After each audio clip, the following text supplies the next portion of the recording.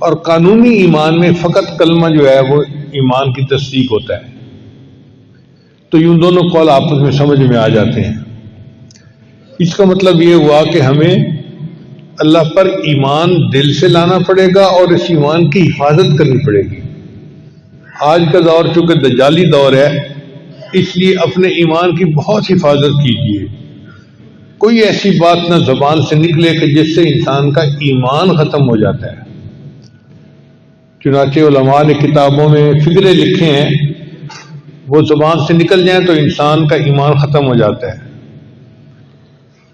جس طرح کسی نے بات کرتے ہوئے کہا کہ یہ شریعت کی بات ہے اور دوسرا آگے سے کہہ دے رکھ پرے شریعت کو، تو جس نے یہ کہا رکھ پرے شریعت کو فقط کفر، وہ کافر ہو گیا. اس کو کلمات کفر کہتے ہیں. اور علماء کے پاس بیٹھ کے یہ کلمات کفر کا سیکھنا یہ اہم ہے. ایسا نہ ہو کہ ہم کوئی ایسی بات کر جائیں کہ جو کفریہ باتیں ہوں. جیسے ایک بندہ بات کر رہا تھا، میں بڑی دور، اتنی دور رہتا ہوں، وہ کہتے ہیں تو خدا کے پچھاوڑے رہتے ہو. تو جس نے کہا خدا کے پچھاوڑے رہتے ہو فقط کفر، وہ کافر ہو گیا. اس لیے کہ خدا کا تو پچھاوڑا کوئی چیز ہو نہیں سکتی. اور ہم آپس میں باتیں کرتے ہوئے اس قسم کی باتیں کر جاتے ہیں. ایک اور کفریہ فکرہ، ایک بندہ بہت بھوکا ہو نا تو پیٹ سے آواز آتی ہے،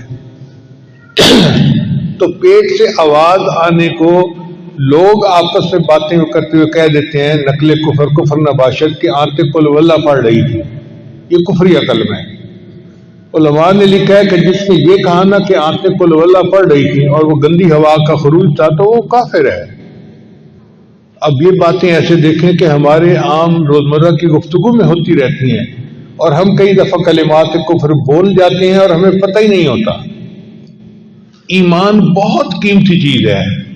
شیطان چاہتا ہے کہ نقب لگائے، چوری کرے. تو ہمیں چاہیے کہ ہم اپنے ایمان کے بارے میں بہت زیادہ فکر مند رہیں